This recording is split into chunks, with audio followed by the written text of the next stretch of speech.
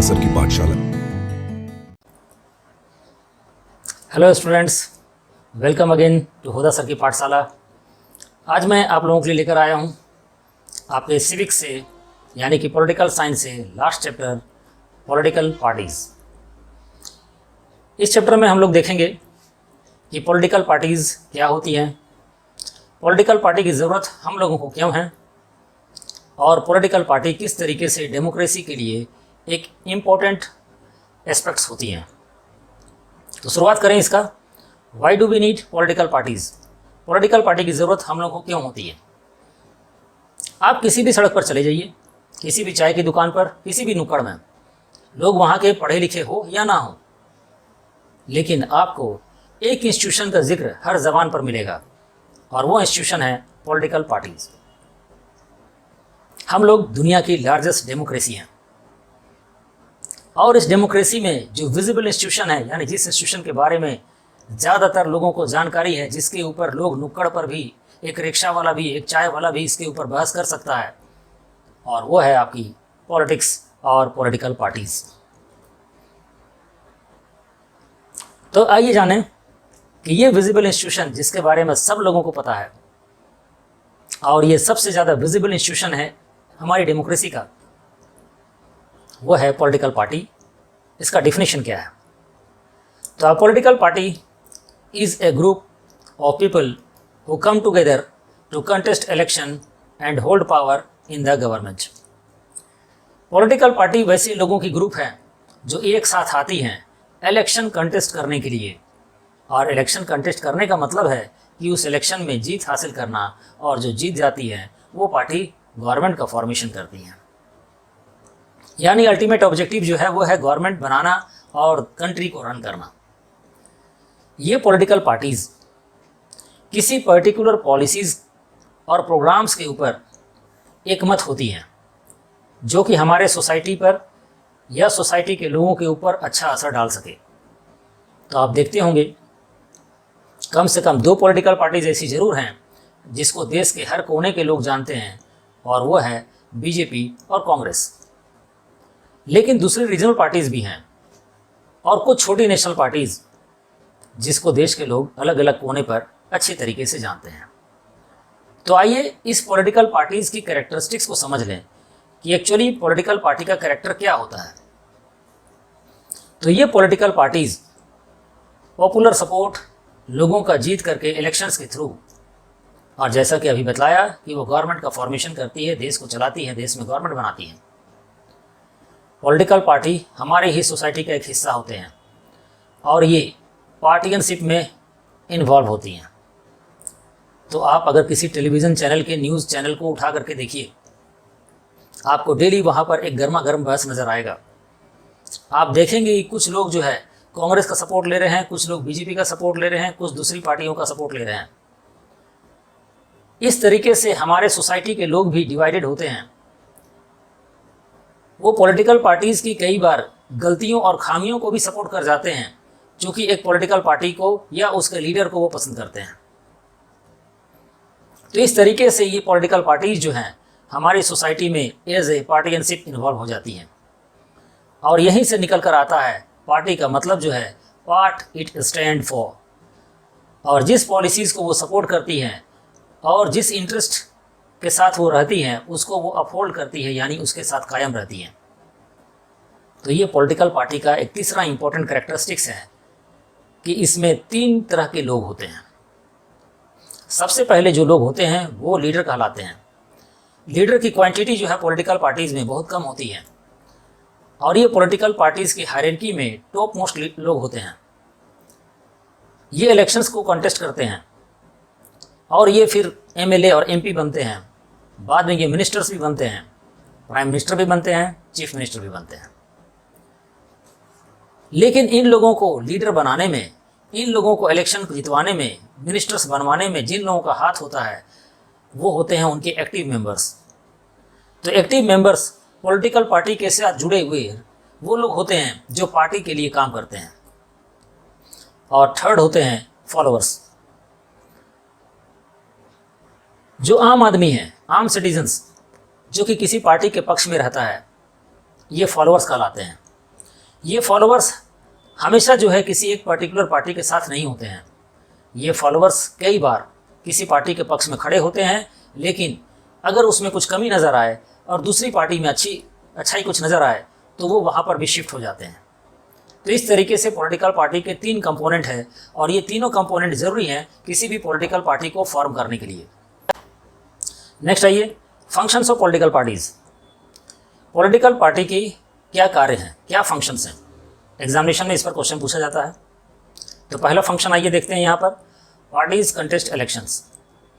Political party का main काम है, मेन फंक्शन है कि वो इलेक्शन लड़ती है। जीतने की लड़ती है ऑब्वियसली, जीतने पर उसके जो लीडर्स हैं वो स्टेट में एमएलए बनते हैं, या फिर अगर सेंट्रल का इलेक्शन है तो वो एमपी बनते हैं। ये लोग जो है गवर्नमेंट का फॉर्मेशन करते हैं। हाँ, कुछ ऐसे लोग होते हैं जो पार्टी से बाहर रहकर भी इलेक्शन लड़ते हैं, जिनको इंडिपेंडेंट कैंडिडेट हम लोग बोलते हैं। सेकंड आइए, they introduce various policies and programs for the people.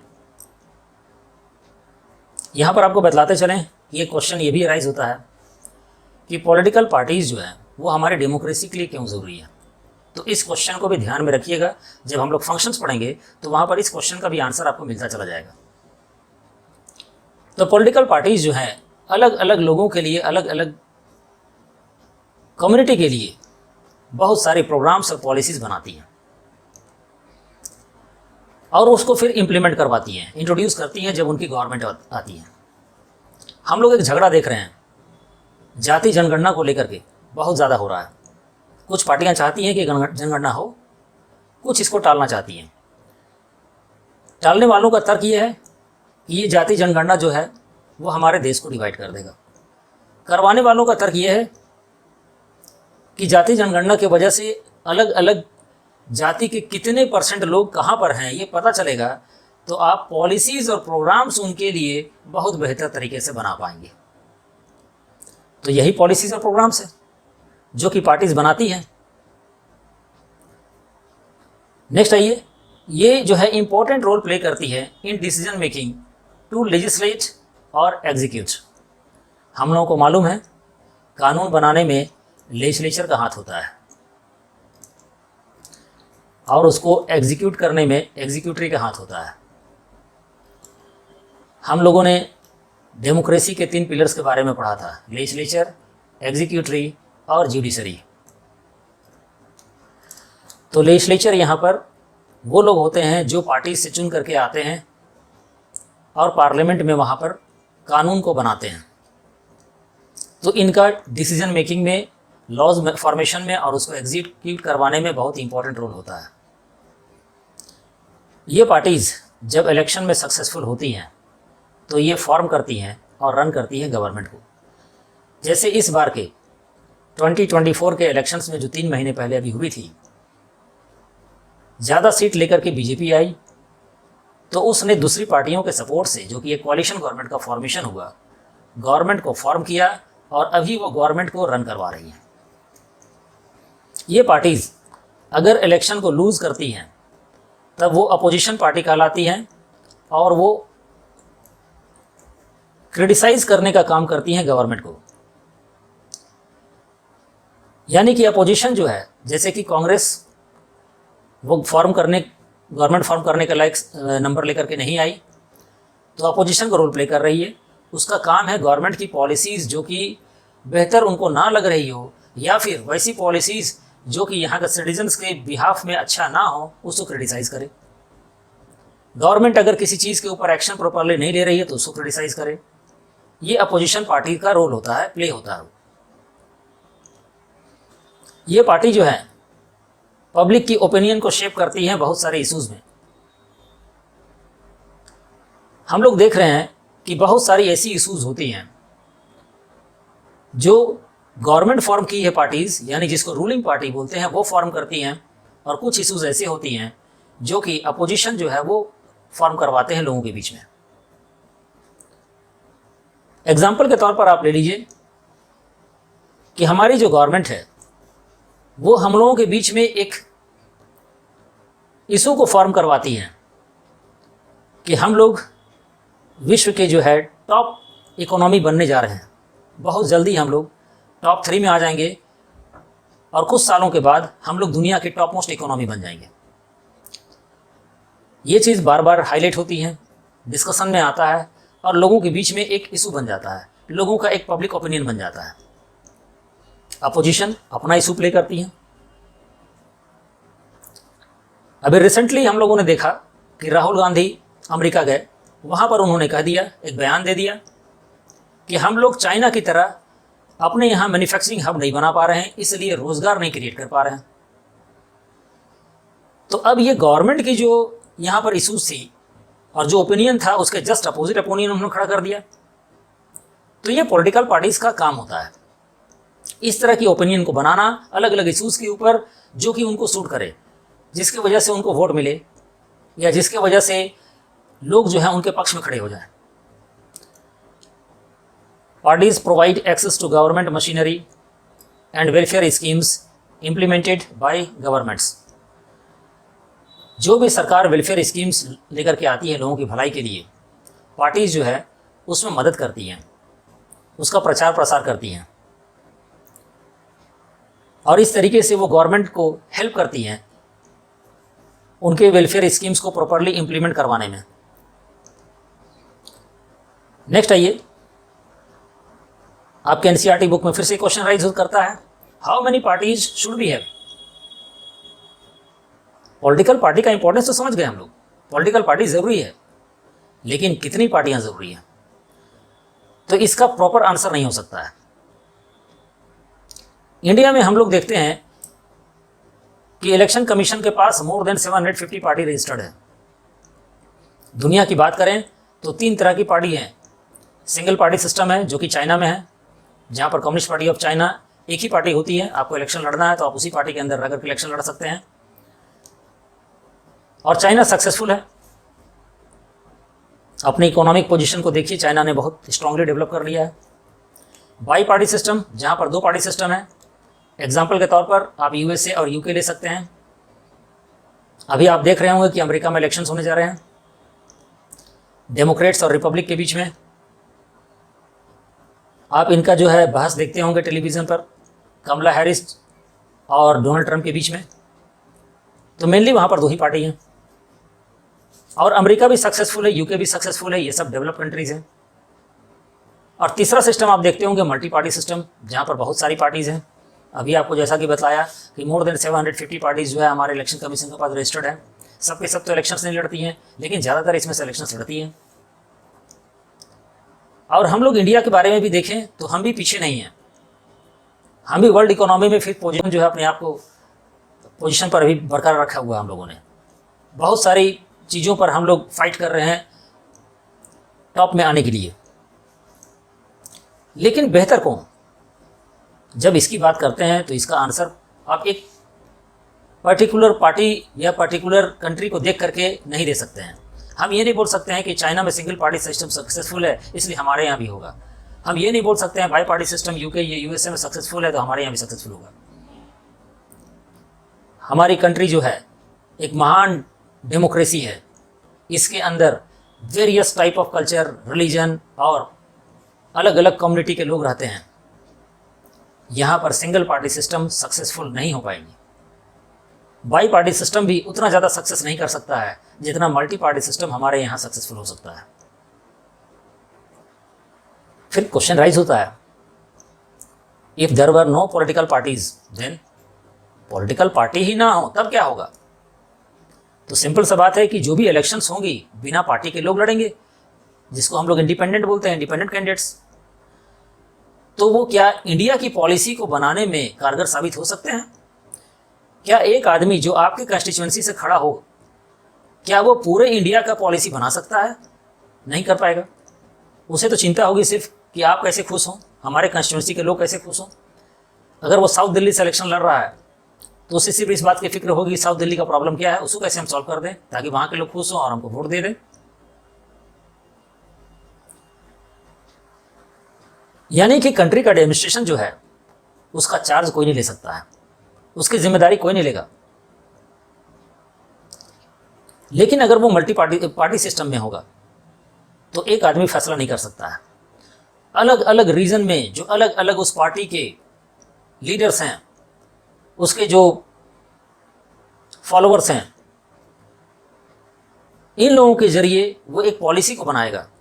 और वो पॉलिसी ऐसी होगी जो अलग अलग कॉन्स्टिट्यूएंसी यानी कि अलग अलग जो कम्युनिटी के लोग हैं इंडिया के अलग अलग प्लेसेस में, उन सब के रिक्वायरमेंट को फुलफिल करे। सेकंड पॉइंट पे आइए, only representative democracy can function in large societies. हमारे कंट्री जैसा लार्ज सोसाइटी जहां आबादी बहुत ज़्यादा है, ये पॉसिबल नहीं है कि एक प्रधानमंत्री, एक मंत्री या चीफ मिनिस्टर जो है वो हर लोगों की बात को सुने, क्योंकि अलग अलग लोगों का अलग अलग राय होगा।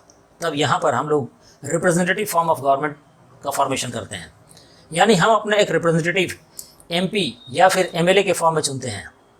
असेंबली में ये एमएलए कहलाता है, मेंबर ऑफ लेजिस्लेटिव असेंबली, जो कि स्टेट गवर्नमेंट को फॉर्मेशन करती है। और जब हम लोग सेंट्रल गवर्नमेंट की बात करते हैं तो ये एमपी कहलाता है, मेंबर ऑफ पार्लियामेंट, ठीक है। और ये हमारे पार्लियामेंट यानी कि लोकसभा में बैठते हैं और ये यूनियन गवर्नमेंट का फॉर्मेशन करते हैं और हमारी बात को वो वहाँ तक पहुँचाते हैं। आइए देख लें हम लोग two party versus multi party system के बीच में क्या फ़र्क है। तो टू पार्टी सिस्टम जो है, वोटर के पास दो ही चॉइस होता है, या तो इनको चुनिए या फिर उनको चुनिए। मल्टी पार्टी सिस्टम में बहुत सारी चॉइसेस होती हैं। दो चॉइस होने की वजह से क्या है, वोटर्स बढ़ जाते हैं। यानी अगर आधे भी चले गए तो एक तरफ कम से कम 49 तो दूसरी तरफ 51 होगा और गवर्नमेंट जो है वो स्टेबल रहेगी, गिरेगी नहीं। मल्टी पार्टी सिस्टम में प्रॉब्लम ये हो जाती है कि एक तरफ हाफ आ जाए या हाफ से ज़्यादा आ जाए, बड़ा मुश्किल हो जाता है। पिछले 10 सालों में आपने देखा कि बीजेपी को आधी से ज़्यादा सीट मिलती चली आई और गवर्नमेंट जो है अपनी मर्जी से स्टेबल गवर्नमेंट चलाई, 10 साल चली वो। लेकिन अभी आप देखिए, जो अभी कुछ महीने पहले इलेक्शंस हुए हैं, बीजेपी को अकेले जो है 50% सीट्स नहीं मिल पाई। दूसरी पार्टी को तो 50% छोड़िए, 25%, 30%, 5% इस तरह सीट मिली है। तो यहाँ पर कोalition गवर्नमेंट बनाना पड़ा दूसरे के सपोर्ट से। अब पता नहीं दूसरा कब नाराज हो जाए, सरकार सपोर्ट खींच ले तो सरकार गिर जाएगी, यानी अनस्टेबल हो जाएगी वो। थर्ड पॉइंट पे आइए, टू पार्टी सिस्टम जो है वो उतना फ्लेक्सिबल नहीं होता है, क्योंकि यहाँ पर लोगों की ओपिनियन बहुत ही हार्ड या रिजिड फॉर्म में होती है। जैसा कि अभी आपको बतलाया था कि कमला हैरिस और डोनाल्ड ट्रंप के बीच का बहस को देख लीजिए आप उठा करके। लेकिन मल्टी पार्टी सिस्टम में ये ज़्यादा रिस्पॉन्सिव होती हैं और ओपिनियन कई बार शिफ्ट करते हैं। आप देख रहे होंगे कि बीजेपी के साथ जनता दल यूनाइटेड जो है और चंद्रबाबू नायडू टीडीपी जो है वो सपोर्ट कर रही है, जबकि इनका ओपिनियन उनके साथ एकदम डिफरेंट है। एग्जाम्पल हम लोगों ने ले लिया पहले ही। इस तरीके से हम देखते हैं इंडिया के बारे में कि हम लोग एक मल्टी पार्टी सिस्टम को फॉलो करते हैं और इस सिस्टम के अंदर सरकार जो है वो अलग अलग पार्टीज़ को अगर एक साथ मिला करके बनाती है, जैसे कि अभी बनी हुई है, तो उसको हम लोग कोalition गवर्नमेंट बोलते हैं।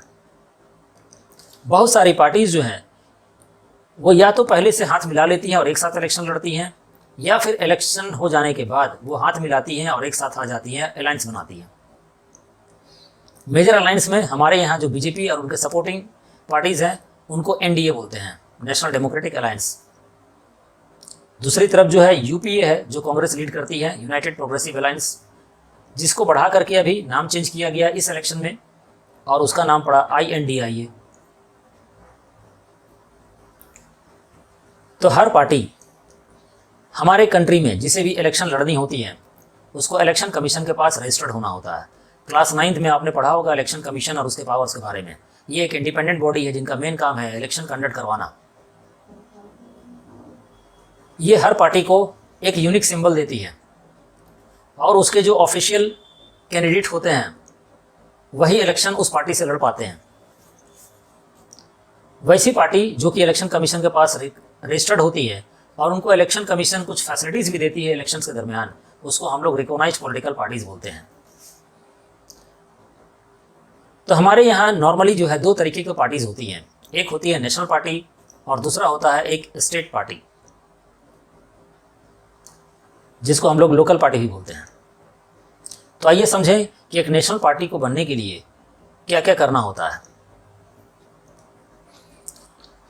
एक नेशनल पार्टी वो पार्टी होती है जिसके अलग अलग स्टेट्स में बहुत सारी यूनिट्स होती हैं, यानी अलग अलग स्टेट्स में वो फैले हुए होते हैं। हमारी कंट्री के हर पार्टी को इलेक्शन कमीशन के पास रजिस्ट्रेशन करवाना होता है। इलेक्शन कमीशन सारे पार्टीज को वैसे तो इक्वली ट्रीट करती हैं, लेकिन जो बड़ी और एस्टेब्लिश्ड पार्टी होती है, नेशनल पार्टीज, उनको कुछ स्पेशल फैसिलिटीज़ वो देती हैं। तो इलेक्शन कमीशन ने कुछ क्राइटेरिया बना करके रखा हुआ है कि अगर आपको किसी को रिकॉग्नाइज्ड पार्टी को नेशनल पार्टी बनना है तो उसके लिए क्या क्राइटेरिया होनी चाहिए। इसको आप ध्यान से देख लें, एग्जामिनेशन में कई बार पूछा गया है। एक इलेक्शन में, लेजिस्लेटिव असेंबली के इलेक्शन में, अगर किसी पार्टी को 6% से ज़्यादा वोट मिलता है, यानी कि पूरे के पूरे स्टेट में जितनी वोट डाली जाती है उस पार्टी के पक्ष में 6% से ज़्यादा वोट आता है और कम से कम 2 सीट वो उस स्टेट में जीत लेती हैं, तो उसे स्टेट पार्टी का दर्जा मिल जाता है।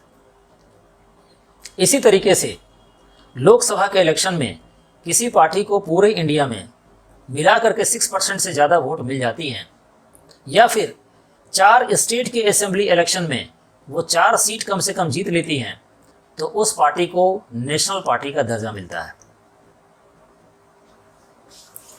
2019 के रिकॉर्ड के हिसाब से इंडिया में 7 रिकॉग्नाइज्ड पार्टीज थी, नेशनल पार्टी थी। वैसे अब तक बहुत सारा चेंजेस आया है, जैसे कि आम आदमी पार्टी को नेशनल पार्टी का दर्जा मिल गया। कुछ पार्टी ऐसी हैं जो कि अच्छा परफॉर्म नहीं कर रही थी, तो उनका नेशनल पार्टी का दर्जा छिना गया, रीजनल पार्टी का दर्जा मिला हुआ उनको। तो इन 7 पार्टीज़ के बारे में आप जान लें। 3 चीज़ जानना बहुत ज़रूरी है यहाँ पर: पार्टी का नाम, पार्टी का सिंबल, और पार्टी जो है किस बेसिस पर फॉर्म की है, उनकी पॉलिसी क्या है। तो पहले है इंडियन नेशनल कांग्रेस। सिंबल जो है उनका हाथ का पंजा का निशान। ये इंडिया की ओल्डेस्ट पार्टी है, आज़ादी के पहले इसका फॉर्मेशन हुआ था। ये पार्टीज जो है वो वीकर सेक्शंस और माइनॉरिटीज़ और सेकुलरिज्म को प्रमोट करती है।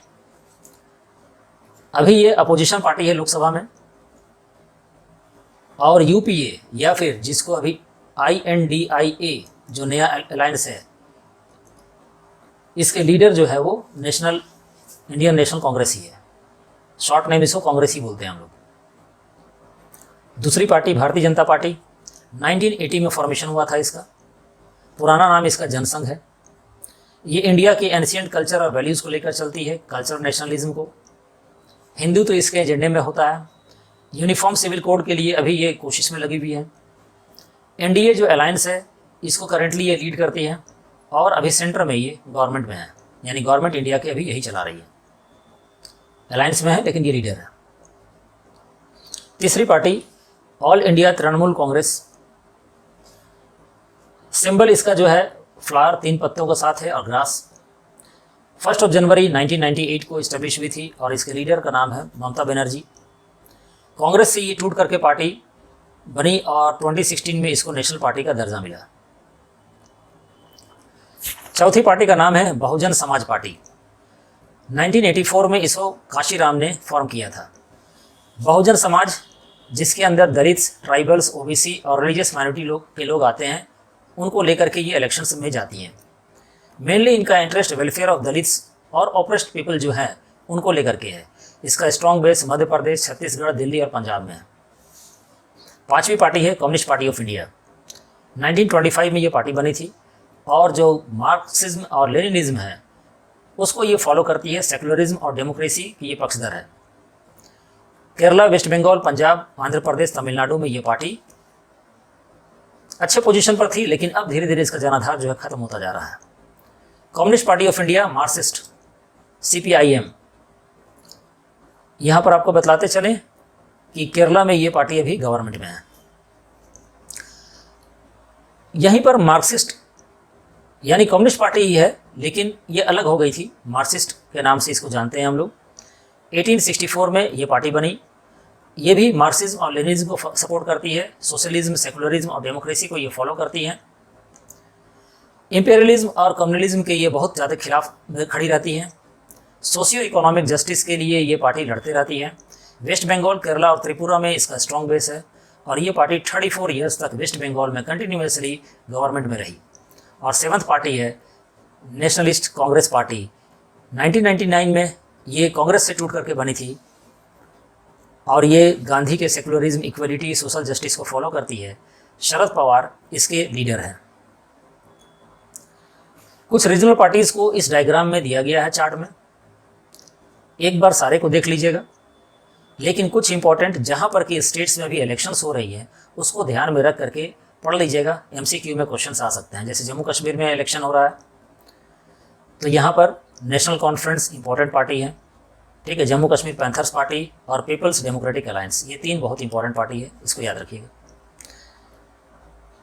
हरियाणा में इलेक्शन हो रहा है तो यहाँ पर दिल्ली, हरियाणा, पंजाब, ये सब की जो पार्टीज़ हैं, आम आदमी पार्टी यहाँ पर है, अकाली दल है पंजाब में, इंडियन लोक दल है हरियाणा में, बाकी कांग्रेस और बीजेपी सारी जगहों पर है। झारखंड में झारखंड मुक्ति मोर्चा अभी गवर्नमेंट में है। आजसू पार्टी, JVM पार्टी अब एग्जिस्ट नहीं करती है, बीजेपी के साथ इसका विलय हो गया है, और कांग्रेस पार्टी। इसी तरह महाराष्ट्र में आप आइए, Shiv Sena, NCP nationalist communist party हम लोगों ने पढ़ा था, तो NCP यहाँ की इंपॉर्टेंट पार्टी है। बाकी बीजेपी और कांग्रेस यहाँ पर है ही। तो कम से कम ये स्टेट्स में इलेक्शंस हो रहे हैं, इसलिए इन स्टेट्स के बारे में आप देख लीजिएगा। अब आइए कि पॉलिटिकल पार्टीज़ में चैलेंजेस क्या हैं। तो पॉलिटिकल पार्टीज़ में 4 तरह की प्रॉब्लम है। पहला प्रॉब्लम है लेक ऑफ इंटरनल डेमोक्रेसी। ज़्यादातर पार्टीज़ के अंदर अपनी पार्टी के अंदर ही डेमोक्रेसी नहीं है, ये अपने प्रेसिडेंट को यूं ही चुन लेते हैं। आप बीजेपी में देखिए, बाकी पार्टियों में देखिए, कांग्रेस में अभी बहुत सालों के बाद इलेक्शंस हुए थे। तो जब पार्टी के अंदर ही इंटरनल डेमोक्रेसी नहीं है तो एक डेमोक्रेटिक कंट्री को वो कैसे संभालेंगी। तो ये एक बहुत बड़ा प्रॉब्लम है जो कि पॉलिटिकल पार्टी फेस कर रही है आज की डेट में, और ऐसा केवल इंडिया में नहीं, वर्ल्ड के कई हिस्से में हो रहा है। दूसरा है डायनेस्टिक सक्सेशन। एक पार्टी के अध्यक्ष कोई थे, अब उनके बाद जो आ गए हैं तो वो पार्टी के अध्यक्ष बन गए हैं, यानी दूसरे लोगों को मौका नहीं मिल पाता है। हम समाजवादी पार्टी में, RJD में इस तरीके से देखते हैं डायनेस्टिक सक्सेशन। किसी टाइम में कांग्रेस में भी इस तरह की चीज़ें हुआ करती थी, जवाहरलाल नेहरू के बाद इंदिरा गांधी, राजीव गांधी। इसके बाद आइए lack of meaningful choice of voters. Voters को अब ज़्यादा डिफरेंस नज़र नहीं आता पार्टियों के बीच में, ठीक है। अब हम लोग देखते हैं कि एक पार्टी जो काम कर रही थी दूसरी पार्टी से उम्मीद करते हैं वो आती है तो वो उससे भी ज़्यादा बुरा और उसी काम को करती है। बहुत ज़्यादा डिफरेंस समझ में नहीं आता है। और चौथा जो है increasing role of money and muscle power, ये तो हम लोग पॉलिटिक्स में देखते हैं। ADR की जो रिपोर्ट है, हमारे पार्लियामेंट में जघन्य अपराधों में जो लोग शामिल हैं, यहाँ तक कि मर्डर, रेप, डकैती जैसे चीज़ों में आधे से ज़्यादा मेंबर ऑफ पार्लियामेंट के ऊपर ये सारे केसेस हैं। हम लोग अक्सर सुनते हैं कोई मिनिस्टर जो है अपनी पोस्ट से नहीं हट रहा है, मनी और मसल पावर का इस्तेमाल करके वो लोगों को डरा धमका करके वोट ले लेता है। तो ये सब जो है इम्पोर्टेंट प्रॉब्लम्स हैं जो कि पॉलिटिकल पार्टी फेस कर रही है, और ये चैलेंजेस भी हैं। तो कैसे इन पार्टियों में सुधार आया, how can parties B reformed. तो हमारे कॉन्स्टिट्यूशन में बदलाव ला के कुछ साल पहले एंटी डिफेक्शन लॉ लाया गया था। इस लॉ के हिसाब से कोई भी पार्टी के जो मेंबर्स हैं वो अपनी पार्टी को छोड़ करके दूसरी जगह नहीं जा सकते हैं, और उसमें कंडीशन रखा गया कि कम से कम 2/3 मेंबर्स को लेकर के ही आप दूसरी जगह जा सकते हैं। एग्जाम्पल के तौर पर आप महाराष्ट्र में देख रहे होंगे, वहाँ पर शिवसेना के साथ और NCP के साथ ऐसा हुआ, जहाँ पर उनके 2/3 से ज़्यादा MLA जो हैं वो बीजेपी के साथ मिलकर के गवर्नमेंट बना लिए। तो कम से कम 2/3 MLA होने चाहिए या MP होने चाहिए। अगर 2, 4, 5 लोग या 2/3 से कम है वो चेंज करना चाहेंगे तो उनकी मेंबरशिप जो है वो रद्द हो जाएगी। तो इससे क्या हुआ कि इस तरह का डिफेक्शन जो होता था कि इस पार्टी से चुन करके आए और दूसरी पार्टी में गवर्नमेंट बनाने के लिए चले गए, ठीक है, वो अब कम हो गया। सुप्रीम कोर्ट ने मैंडेटरी कर दिया हर कैंडिडेट को जो भी इलेक्शन लड़ेगा उसका एफिडेविट देना होगा कि उसकी प्रॉपर्टी कितनी है, कितने क्रिमिनल केसेस उसके खिलाफ है, यहाँ तक कि उसकी फैमिली की प्रॉपर्टी के बारे में बतलाना होगा, ताकि लोग जान सकें कि हम जिसे वोट देकर चुनने जा रहे हैं वो उसका बैकग्राउंड क्या है। इलेक्शन कमीशन ने ये भी ज़रूरी कर दिया है कि पॉलिटिकल पार्टी को अपना ऑर्गेनाइजेशनल इलेक्शंस करवाना होगा और इनकम टैक्स जो है रिटर्न फाइल जो होता है उसके जरिए छूट मिल सकती है उसको। लेकिन कई पार्टीज ऐसी हैं जो इलेक्शन तो करवाती हैं लेकिन वो इलेक्शन एक्चुअली में फिक्स्ड होता है। पॉलिटिकल पार्टीज को ये कंपलसरी कर दिया गया है कि वो रजिस्टर मेंटेन करें अपने मेंबर्स का, ठीक है, अपने कंस्टिट्यूएंसी को फॉलो करें वहाँ पर, और एक इंडिपेंडेंट अथॉरिटी रखे जो कि पार्टीज़ के बीच में जो डिस्प्यूट्स होती है उनको सॉल्व करें। यह भी मैंडेटरी किया गया कि पॉलिटिकल पार्टीज़ को एक मिनिमम नंबर ऑफ टिकट्स जो है वो 1/3 के आसपास है वुमेन को कैंडिडेट को देनी चाहिए। ठीक है, ये कर देना चाहिए। ये एक्चुअली किया नहीं गया है, ये कर देना चाहिए। It should be made compulsory. ऐसा करने से जो हम लोगों ने यहाँ प्रॉब्लम देखा वो प्रॉब्लम कम हो सकती है। इसके बाद अभी जैसे इलेक्शंस में मनी का इस्तेमाल बहुत ज़्यादा होता है तो इसको जो है स्टेट फंडिंग कर देना चाहिए, यानी कि जो भी कैंडिडेट खड़े हैं उसको फंड स्टेट करे, स्टेट के पैसे से इलेक्शन लड़े, जैसे कि अमेरिका में या ब्रिटेन में होता है। यानी ऐसा नहीं होगा कि जिस आदमी के पास ज़्यादा पैसा ज़्यादा खर्च कर रहा है, जिसके पास पैसा नहीं है वो इलेक्शन नहीं लड़ पाएगा। तो इस तरीके से हम पॉलिटिकल पार्टीज़ में रिफॉर्म को देख सकते हैं। अब आइए क्वेश्चन आंसर देख लें। 2025 में जो क्वेश्चन पूछा गया था, describe the 3 function of the political parties. Political party के 3 फंक्शन बताइए। तो हम लोगों ने भी कई फंक्शन देखा। पॉलिटिकल पार्टी का काम इलेक्शन लड़ना है, गवर्नमेंट का फॉर्मेशन करना है, पॉलिटिकल पार्टीज पॉलिसीज़ वगैरह को बनाती हैं, उसको इम्प्लीमेंट करती हैं, पॉलिटिकल पार्टीज जो है अपने प्रोग्राम्स को जो है लोगों तक पहुंचाती हैं। तो इस तरीके से आप जो है वहाँ से 3 फंक्शंस जो है निकाल करके और उसको लिख सकते हैं। SQP 2025 में जो है क्वेश्चन पूछा गया है, political parties are a necessary condition for a democracy, analyse the statement with relevant point.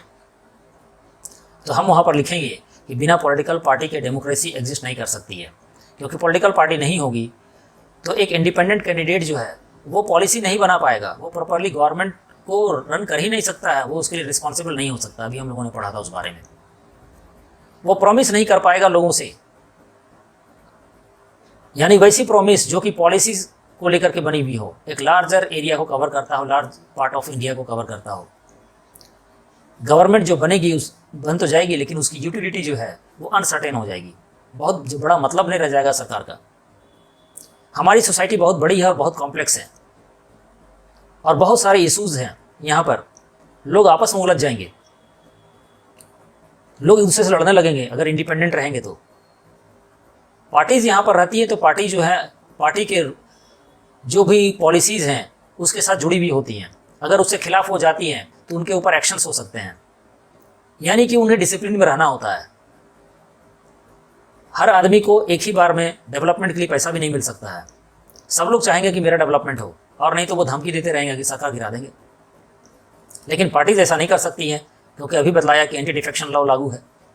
2-4 लोग, उनको इंतजार करना पड़ेगा कि आज किन्हीं और को मदद मिला है, कल हमें मिलेगा, परसों किसी और को मिलेगा। लास्ट क्वेश्चन ले लेते हैं हम लोग कि political parties today face several challenges that impact their democratic functioning, justify this statement.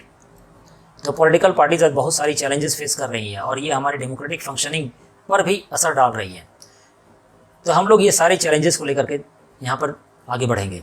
पहला चैलेंज है lack of internal democracy within the parties. जैसा कि हम लोगों ने बात किया, दुनिया के बहुत सारे हिस्से में ऐसा हो रहा है। पॉलिटिकल पार्टीज़ के अंदर कंसंट्रेशन ऑफ पावर हो रहा है, 2 लोगों के हाथ में सारी पावर आ जा रही है। पावर का जो है वो डिस्ट्रीब्यूशन नहीं हो पा रहा है लोगों के बीच में। लीडर्स जो है वो एक बन गए तो फिर वो जगह छोड़ने को तैयार नहीं है, दूसरे को मौका ही नहीं मिल रहा है। दूसरी चैलेंज जो है इसी के साथ जुड़ी हुई है, डायनेस्टिक सक्सेशन का, जहाँ पर एक पार्टी का अगर कोई लीडर है तो उसका औलाद जो है, उसके जो बच्चे हैं वो फिर उसका लीडर बन जाते हैं, कार्यकर्ताओं को जो है मौका नहीं मिल पाता है। तीसरा चैलेंज है कि मनी और मसल पावर का बहुत ज़्यादा इस्तेमाल हो रहा है। और चौथा चैलेंज है कि मीनिंगफुल चॉइस जो है वोटर्स को नहीं मिल पा रहा है, क्योंकि पार्टी अपने आप को एक दूसरे से बेहतर तरीके से डिफरेंस क्रिएट नहीं कर पा रही है और हम लोगों को ऑप्शन नहीं दे पा रही है। तो स्टूडेंट्स, आपको हमारा चैनल पसंद आया हो तो इसे प्लीज़ लाइक करें, सब्सक्राइब करें, दोस्तों के साथ शेयर करें। चैनल को देखने के लिए आप सबको थैंक यू वेरी मच।